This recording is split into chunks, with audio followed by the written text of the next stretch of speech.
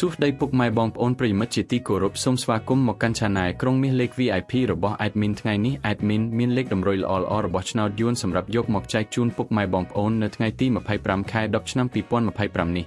ដូចនេះ Admin មិនចង់ចាយពេលវេលារបស់ពុកម៉ែបងប្អូនយូរតោះយើងមកតាមដានលេខតម្រុយឆ្នោតរបស់យើងទាំងអស់គ្នាសម្រាប់លេខតម្រុយអូស2លេខមានលេខតម្រុយទី1អូស40និងលេខតម្រុយចុងក្រោយអូស00សម្រាប់លេខតម្រុយ2លេខមានលេខ42លេខ76លេខ03និងចុងក្រោយលេខ15សម្រាប់លេខតម្រុយ3លេខមាន405គុណនិង035គុណសម្រាប់លេខតម្រុយថ្ងៃនេះ Admin សូមជូនពរពុកម៉ែបងប្អូននិងប្រិយមិត្តទាំងឡាយជួបតែសំណាងល្អទាំងអស់គ្នាហេងមានលាភមានជ័យ